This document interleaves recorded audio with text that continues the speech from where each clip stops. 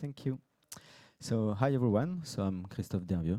I already get introduced. I'm working at POSIT and on a tool that's called Quarto. And today I want to talk to you about publishing. So, you may or may not know Quarto. If you know Quarto, it's another angle. If you don't know, you will discover the tool. So, let's take an example. Like for this talk, I want to illustrate this with so there is this report that exists that provides some data from 2011 to 2024 and get some analysis. And there's this interesting graphic in it. So it's a very long one. And so the website provides some data. And so I'm taking the example of someone working on this report and wanted to know more and coming with a notebook. So this notebook would look like that. So it has cells from computations, like everything is already computed. There are graphics that are made with Plot9, different type of analysis for comparing the regions, the countries, the year, and it even gets some tables at the bottom that work with great tables that are here. So this is a Jupyter notebook. That is worked into a VS Code here. And the user wants to share the results, discuss. And so the idea is to get from this notebook to a publish-ready version, something that can be shared. And Quarto can be used for that. So what is Quarto? Quarto, it's an open source, scientific and technical publishing system. So what does that mean? In short, it means with this single command, you can get something that is online and you can share. So it's a command line interface, Quarto. You get the publish. You want to publish this. Quarto pub here, we will see in more detail what this is, but the idea is Quarto publish where and what. And so here, I want to take my notebook, but without changing it, calling Quarto pub, and I want to publish it out there. And, okay. Bad, so the Wi-Fi is not, sorry for that. Oh, it's... okay. I checked before, but I changed Wi-Fi, sorry. Up. Okay. And so this is an iframe of the document that is online, and this is the exact same content from the notebook. So we see we have HTML version with the title, with the cells, so we can consult the code. We have nice copy button. We have the graphics. We have some other graphics, some text like conclusion, key findings, and we have the tables that are formatted below here. And so just with one command, using that tools, you get this, which is online on a service. You have a URL, and that you can share. So what does this matter to be able to do that? It's matter because faster sharing sometimes it's important because you've done your analysis, you are local or in a server, and you want to share that quickly. You want also sometimes to have something that is not a Jupyter notebook to send to someone. It can be important to have a stakeholder-ready output, as I call them. It's also interesting for reproducibility because here to get our HTML output, we didn't change anything. Our source are still the notebook. Our code, if we change the code, we recompute the notebook, then we can get an update by just calling the same command. And then we can get to some production quality feature, and we will see more in detail. So now how does that happen? How does that work? So a few words about Quarto. Quarto, it's a command line interface. It's a tool that you install. You will have an executable depending on the OS you are working on. And it can help to render and then publish. So you can guess that the publishing that we do, there is a rendering step that happens before.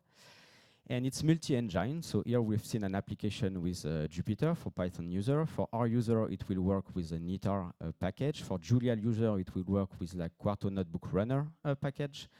And if you are working in JavaScript, you can also directly leverage observable. The idea is the same. You have a document in which you get computations that produce some content and you want to ship and to share somewhere.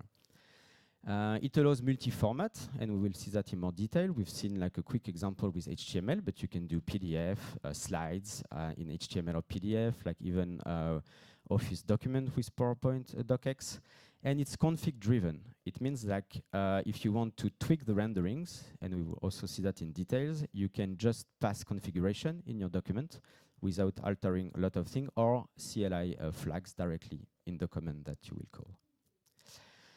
And then, as I said, it's designed for reproducible input to get professional output. So the format we've talked today is IPA1NB notebook, which is one of the input that Quarto works on, but the other one, it's called QMD. We won't see that in this presentation, but knows it exists. It's a text-based version where you mix Markdown and code cells. So how does Quarto work when you pass a notebook? This is a broad workflow of that, without going into more details. But you have your Jupyter notebook that have the computation and the results. And then what Quarto will do is have a markdown version of that to pass to PenDoc, which is a universal converter that allows to target different output. But PenDoc alone can't get you the output you've seen. Like Quarto is heavily tweaking PenDoc behavior, pre-processing, post-processing, also the notebook information. And so the first command that happened is Quarto render. When you do Quarto render, you will get the HTML you see, it just won't be online somewhere, just like render to HTML. And there is a mode also with Quarto where you can re-execute the notebook using the execute flag. So the default behavior of Quarto render is to not re-execute the notebook, take the results, but you can re-execute by passing the flag. And this can have some of the feature that we'll see required to have execution, but it's also interesting when you produce graphics or you produce tables because they have width and height that you may want to change depending on the output format, and this require the plotting library to replot using the new information. And so where can we publish? So it's a single command I thought to do the publishing. And there is different providers, and there may be more later. So QuartoPub that I've used is an easy one because it's a service that we built with Quarto to get HTML out there quite quickly. But otherwise, it will work with GitHub Pages, Netlify, Confluence for organizations that use that tool. Hugging Face Spaces is a more recent addition that allows web hosting also on some content. And also Posit Connect, which is a product of the company I work with. So some organizations use that product internally to share that content, and so you can also publish to this provider. So let's get back to our example and get more into what publishing system means. And it's really like multi-format, as I said, configurable rendering and publication-ready feature. So why multi-format matters? Because you may have different audience, you may have different use case, and the reading experience or the way to consume results may vary, and sometimes you may want a HTML version and a PDF report of the same content without doing much change. Or you are working in an organization that require to have, I don't know, a docx version of the results because someone needs to read in that, or you need to use a template. So we are working on a notebook, and I said we can configure the renderings. So how does that work? It's using YAML syntax for configuration. So here it's an example of the configuration that we can do in our notebook. We want to change the title, we want to change the subtitle, we want to add an author, a date, and we want multi-format. And so for that, it's using YAML, and you can insert that into your document inside a markdown cell here. So it's a markdown cell that takes that information.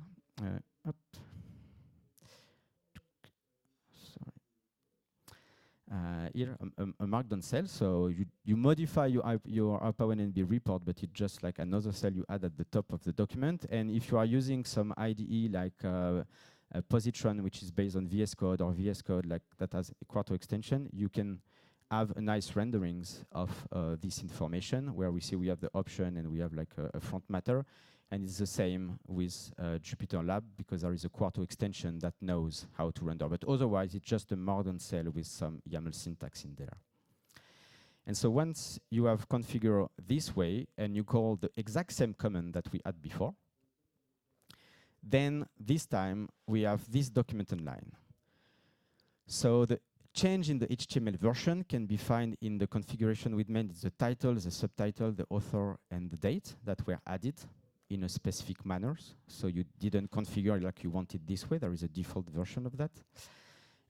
But we have also like this part where we have another format, which is a typed version. So I use typed as a format here. And it's really a PDF. So we have a PDF version of our report with like the cell, the content, the graphics, and the tables that I will find below here.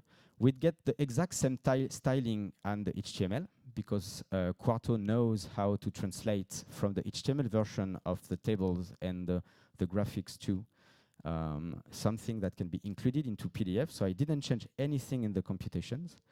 And you can get this report. So this is the first configuration that can happen. So what's types quickly, if you don't know that, it's a tool that allows to create a PDF. So usually the syntax you need to use is something like that. With Quarto, as you've seen, you can get a typed output, so a PDF, without working that, because Quarto and Pendoc will take care of writing all this. But it's a very quick way to have PDF version of your content without using LaTeX, which sometimes can be complicated. But Quarto works also with LaTeX. I didn't show in the example, but you can get a PDF using LaTeX. And so now we've seen multi-format, but can we improve even more the rendered output? I talked about production ready or stakeholder ready. And so, for example, you may want to share your analysis with someone that don't care about the code in the thing that you want them to read, because you can provide them in a repo elsewhere, something like that. So with just a small configuration in the same YAML header, you can say, okay, I don't want to echo my execution cell code in my document.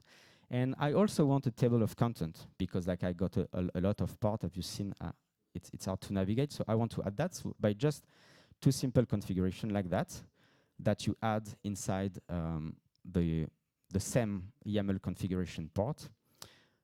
This is now, by using the same command, Quarto publish the notebook, the results that we add. And so the change here are the table of content that we can see here. And this time, we have only the results of our content. And if I'm looking at the PDF version, I have this time the table of content that allows me to navigate to my different parts in the document. And so again, without any change on the document itself.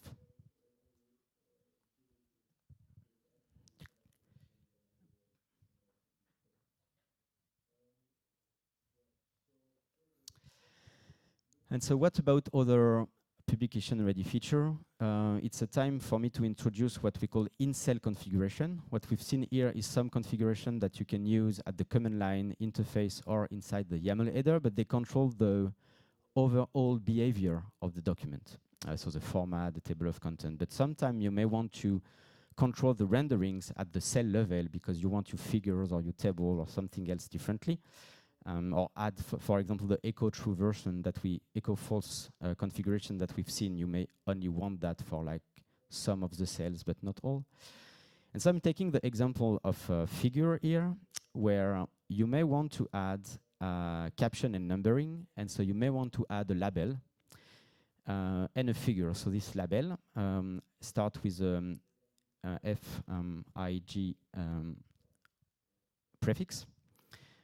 To say it's a figure and have a caption. And so this configuration in cell works by using the hash pipe syntax at the start, because it's something that is a comment that will be taken as a comment by Python. And Quarto will know how to retrieve this information for the cells to change and modify the rendering to the format it won't impact the execution of the cell because it has nothing to do with the execution of the cell itself. It's just like I want the plot from this cell to have a label that I can reference, and I want these plots to have a number. And same for tables, where you can use here the TBL prefix, and so you can start to see a pattern, and there is like a lot more component in the document that you can prefix. And a caption, so same. And by doing that, inside a markdown cell, elsewhere in my document, I can start referencing that plot. So that's getting interesting when you are making a report to someone for your key findings or your analysis to reference somewhere in the document the plot you are mentioning. And so by using the at syntax that we have here with the label that is used on the figure, you can reference that in the markdown cell, and it will resolve to the correct figure with a numbering and a reference link. So how does that look? Oh yeah, and there is like special Quarto syntax I wanted to show that is also interesting when you want to reference some information inside the text, is that it's a feature that requires execution by Quarto. And because it will allow to have access to some information from the cell inside the markdown content where you can reference some value. And so this specific syntax, which is like curly braces Pythons, will be like inline renderings, inline computations, which means like you can write markdown text, but with some values that can be updated depending here on the top country's structure. And so this will now look something like that, where each figure will have a number, and so a caption, and they are reference where we have like an overlay, a model that show the figure, and you can like navigate to the figure, and same with table here. And here we can we see that we have a number which is directly coming from the value we add in the table around it. So it's a way to get your communication a bit better, and it's the same with the types document, where we get the caption, the numberings here, where we can navigate. So with those features, you already like improve your communication and your output. But what about theming? Because here you get the default theme and the default style. For HTML, it's using Bootstrap, and based on that, there is some configuration. But what if you are working in an organization that are like a theme or a guideline and things like that? We've seen, like, we are working on an example from the World Happiness Report, and you saw that from the cover, they had like some colors and guidelines probably to follow. And this is an opportunity for me to introduce Brain YAML, which is not a tool, it's a specification. It's some colleague at POSIT who worked on that, because we wanted to find a way to have a unified theming system. So Quarto is compatible with that, but it's not a Quarto feature. Basically, when you are in an organization, you may have some brand guidelines, and this specification defines a way to translate these guidelines into YAML format that can be used by any tool following the specification. Quarto is one of them. For Python users, there is also the Shiny Web Framework will know how to understand Brain YAML. There is some R ecosystem tool that knows that, but anything that wants to follow the specification that are available below at the link can also use this as a unifying theming system. And so how does that work? It's a file that defines some common information that you can find inside guidelines, which are like generic information. You may have a logo. Here I only have a medium logo, but it could be a small version, a large version of it. You usually have some color that you want to define, and I can name them and use those names inside the different part of my document. Usually you have a typography with font. I want to use like 2 weights of the same font in my document, and I want to have my base font to be like 400 and my headings to be 700 and follow a specific color, and the link to follow another color and have no decoration. So this is not like related directly to Quarto, but then now if you put this file next to your Hyper1NB report and you call Quarto publish again, this time the Brain YAML will be discovered, automatically picked up, and you will get a nice version. And as we define a logo, I can tweak also my types format for PDF because I know it can support a logo and I want it to position it in a specific way. And now you get directly that, again with the same comment without changing anything in the Hyper-1 handbook, just by providing this, this specification. So we have a difference in font, we have like the colors applying, we have a different color for the caption and the heading here. And if you look at the PDF version, it's exactly the same. We have the logo included that has not been defined inside the document, but inside the specification. And we also have the same exact color applying with all that. And so what about figures and tables, you may say, because you saw the color has not changed.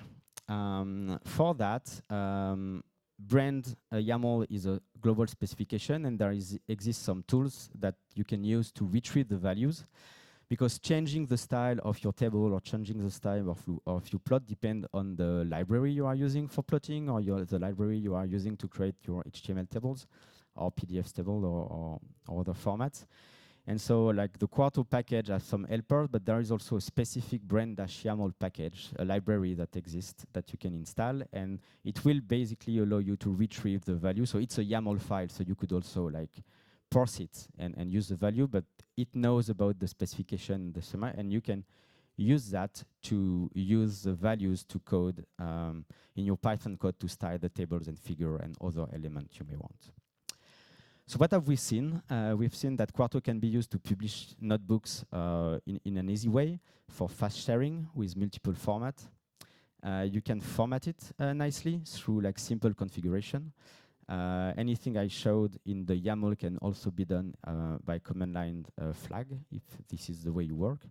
And you can style for your organization or for your specific report or communication quite easily with brand YAML. This is only one way to style in Quarto that I showed that doesn't need to modify, but you can for sure, for example, if you are working only on HTML version of a document, you can use Bootstrap, CSS, SCSS, like anything to style. There is different styling option. And so really there is a lot more that you can do with Quarto. So go look, and I'm here around. You can find me on the socials. So thank you.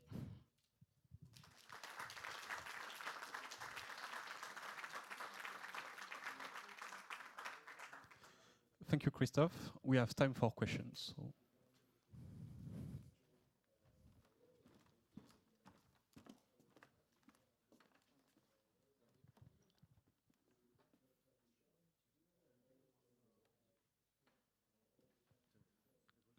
Thank you very much for your talk. I'm using a Jupyter book, so I think that Quarto is very interesting. Just one question. How can we publish on a private website? Because you only show a public website. So is there a way to publish a Quarto output on a private website dedicated to customers, for instance? It depends on the where do you host your website. So you can do private website on Netlify, I guess, in some ways. But as I said, like there is a rendering that happens that create the static website or document, and then the publishing. So the Quarto publish is just like an easy way to get that, especially like if you do Quarto publish to GitHub pages like this presentation. It will do for you the Git commit to the GS pages, things like that. So it's just one command to like get it out there. But if you have like a private way to deploy with a zip file or anything, you can just Quarto render and you get the output folder, and then you can just move this output folder where you want, and so have a script that does that. The Quarto publish function is not yet extensible, but in the future we hope to make it. There is like several ways to extend Quarto in some ways. The publishing provider is not yet, but we hope to make that in the future so that you can make your own publishing provider to ease. But it's just like a command wrapping some other commands. So. Thank you very much. So a make publish could work quite well. Congratulations for your presentation. I would like to ask if there are other ways to access to data. So I imagine that the CSV that you started with is copied near to the PDF or to the HTML output. But are there methods to access data, I don't know, from HTTP or other ways? Here, all the processing of the data and and things like that have been done in Python. Like I've not dealt into that. Quarto has not nothing to retrieve the data. Everything was pre-computed inside the notebook while the user was working on it, and Quarto was used only for the publishing and configuring the renderings. So if you can access from your network something that is Elware and you can like download the CSV before working on it, you can do that. Anything happen in the cell, and Quarto will only re-execute if you pass the execute flag, because you want Quarto to do the execution because you are using one of the feature, or you want you want to configure the size of the plot or things like that. But Quarto does nothing with that. So if you can do something with Python, you can then do it in the report and publish. Okay. Publish it. Sorry for abusing No, no. my second question.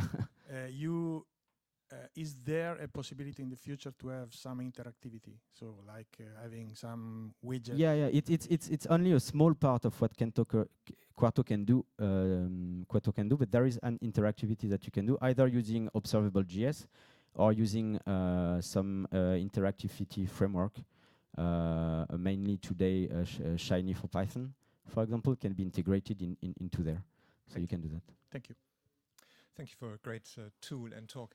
You showed that with the execute false switch, you can suppress the rendering of the code cells. Can you do that on a per cell basis? Yeah, as well? exactly. Yeah. All the YAML header options are global, but then most of the options that obviously control rendering, so the execute can be done on each cell, and so you can change the size. You can like you can hide something. You can also, for example, if you don't want to suppress completely the code cells, you can just fold them instead of removing them, so that when the reader sees, it has like a show code fold button, and if you want to see the code, you can just click on it. And this can be done at the cell basis. You can also completely hide some cells. If you have like a computation that does no output and you don't want them in the report, but you want the other, you can also say like, it's something like include false, that you want that to be executed, but you don't want it at all in the report. And then there's like many features to conditionally exclude some content depending on the format. Like it's really like an introduction of what it can do. Thank you, Christophe. And so I'm here around for others that have questions. I will be here, so you can come see me after. Thank you. Thank you.